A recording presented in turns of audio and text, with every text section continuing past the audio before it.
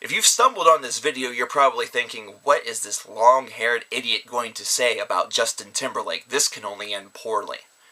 Well, I'm going to confess something to you. I am an admitted Justin Timberlake lover. I really enjoy his music a good bit. So, for those of you who are thinking that this is a video where I'm going to bash for bash's sake, think again, because this is one where there's going to be a lot of critical analysis and thought, so I hope that you stick around. My subscribers have known this for a while, and if you are not a subscriber, I do encourage you to do so, because, yeah, I just encourage it. I think it's great.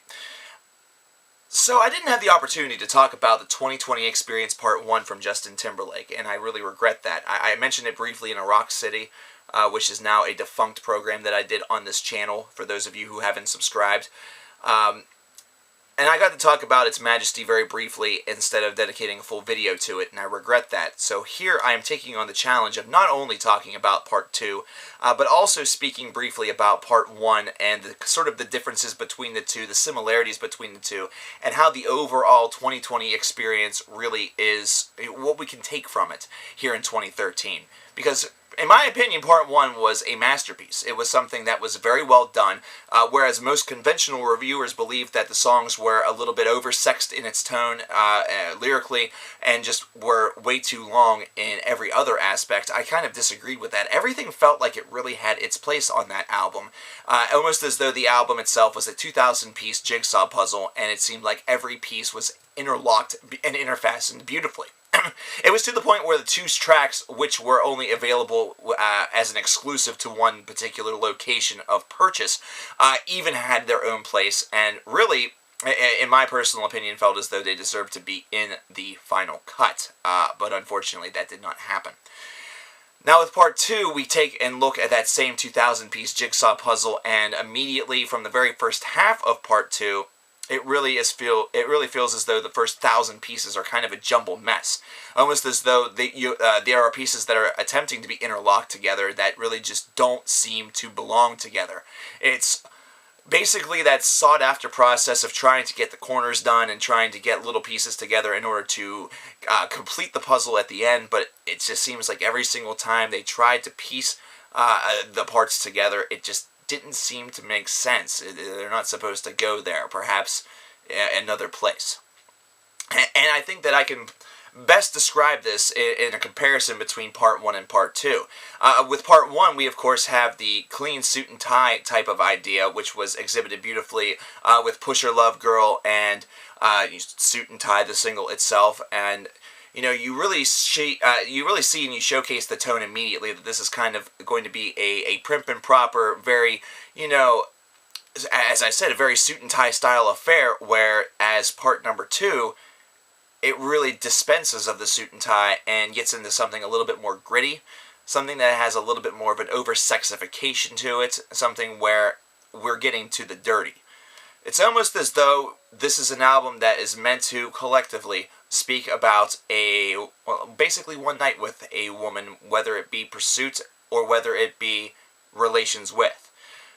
It almost seems as Part 1 is the wooing process. Part 1 is where you are making your best impression to this individual, this lady at a club or at a fancy restaurant, at a debutante dinner, whatever it may be. Even if you're just wearing a suit and tie for no reason at your buddy's house and there's some new chick there that you've never met before, this seems to be an album that is more dedicated to the wooing process and really making the girl feel comfortable with you, whereas Part 2 seems to be a bit more focused on what happens after the girl has finally decided to say, yes, I will come with you. Let's go back to your place. Let's go back to my place. Let's go to the backseat of my Volvo. Part 2 really has that theme with the first portion of it. It really has a lot of darker moods to it. Timbaland's beats have really gotten to be a little bit freakier in nature, which is, sometimes that sort of musical exploration is a positive. However, on this, it actually adds to the overindulgence that this feels like it really possesses. And because of that, immediately speaking, after having such high feelings about the very first album and after basically having high feelings about every album that Timberlake has produced thus far as a solo artist, I started to get a little bit worried as a personal listener and as a personal fan, considering I was not enjoying this experience as much as I really expected to. The verses by Drake and Jay-Z both felt very cheesy, very forced.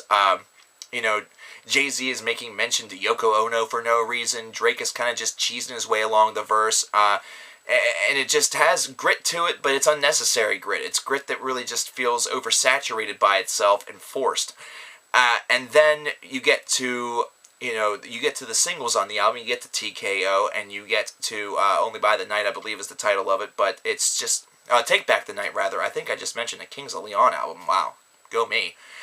But you get to Take Back the Night, and the Michael Jackson comparisons immediately come, and I think of Off the Wall a lot. I think of singles such as Don't Stop Till You Get Enough, Rock With You, etc., etc., and this song kind of proves why Justin Timberlake, rather, is the new king of pop, N-U, not N-E-W, because to replace Michael Jackson is a relative impossibility. Timberlake is basically doing his best with what he has to offer, which nobody will be able to offer what Michael Jackson was able to offer, both in an artist profile and just being a weird-ass cat. But either way, once you get to this part of the album and you get past Murder, which I really feel to be just one of the worst tracks on the entire 2020 experience, then you kind of get a little bit of a moment of redemption with this album. It's like the second half of this album is really able to boast a whole hell of a lot more than the first half was able to.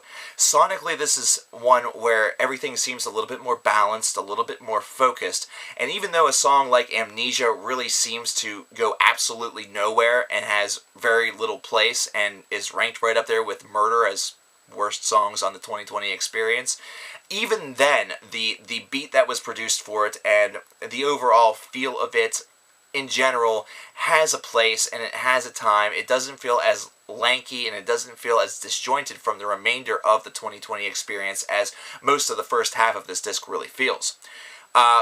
Drink You Away is a great example on how Justin Timberlake and the boys were able to really change up the mood on the album entirely in just one song, and really it just immediately kind of boosts your opinion on the album a little bit.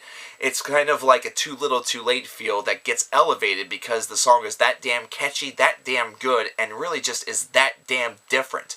It almost sparks more of like a gospel / almost faux country type deal going on in the background that's mixed with the neo-soul voice that Justin Timberlake is able to brilliantly bring to just about any piece of music that you hand him. As the remainder of the second part of the album really flows onward, it is something where it kind of coasts to get by and does so very well, but whenever you still bulk it up compared to part one, it just feels like there's something missing. It feels as though it's overly saturated with itself, and it's overly saturated with the idea of imposing a lot more grit and a lot more force. It's only whenever you get to the very last track where you start to realize that Justin Timberlake has destroyed the culture of singer-songwriters with acoustic guitars and flannel that wear fedoras. In one song, in one 11-minute long 2-part song, which includes a unlisted bonus track, which is 6 minutes in length, he basically just destroys the entire culture. And I don't mean that he basically just destroys it. He gives each and every one of these individuals no reason to continue on. The Jason Mrazes of the world, etc., etc., they should just go home and be fucking bankers. Or hippies. They should go tour and make a new Grateful Dead band, because he just destroyed the entire culture. He was able to do this so very well, and he was able to really just resound all of the themes so brilliantly, and everything that really makes these singer-songwriters kind of boring, he's able to bring out the best aspects of what this genre could really be. And he was able to really illuminate that. And he was able to really give the proper amount of soul, the proper amount of emotion. And for once, it really seems as though he was able to take a step back from all that faux grit in order to really capture some true magic. Something where if this happened more often on part 2 of the 2020 experience, it would resemble more so part 1, as opposed to really just being its meaner, more aggressive, more sex-crazed baby brother. But once again, on this album, the 2 bonus tracks that are included for the exclusives really should have been on the record. These are two great songs. It's really kind of it's ridiculous to me that these two songs didn't make it to the disc. Really, you could take out Murder and fucking Amnesia, put these two songs in there, and you probably actually elevate the score by a point. It's crazy how the swing really is. So, let's talk overall. Overall, the 2020 experience as two parts, whereas the first part would probably get a 9.5, the second part gets like a 7, so you have to meet it in the middle at about an 8.25. Not as legendary as it originally appeared like it was going to be with the release of Part 1, but still, for an ambitious two-part project, damn, you really have to give it a lot of credit. This is definitely something where, yes, there was a lot of overindulgence that occurred with Part 2, and even in some respects Part 1. But overall, this is definitely a successful endeavor. This was definitely well worth the 7-year wait. Not to mention, to hear Timberlake so fresh, and then to hear him so gritty, it's almost like a yin and yang effect. In that way, and in that sense, it almost makes sense. However, the problem is that, musically speaking, that gritty side, that really dirty, dusty side that was exhibited on Part 2, just doesn't feel that much like Justin Timberlake's voice. So because of that, Part 2, like I said, I have to give it a 7 out of 10. Definitely the weaker of the two, and definitely one that seems overindulged by its own clusterfuck, as opposed to actually seeming like a focused effort similar to what Part 1 was. I would still recommend these albums very highly to any pop fan, rock fan, hell, even metal fans, considering, compared to most of what we get on the radio from pop rock cheesiness, this is far from cheesy. So there you have it. Cover Killer Nation reviewed a pop album. The world can officially end.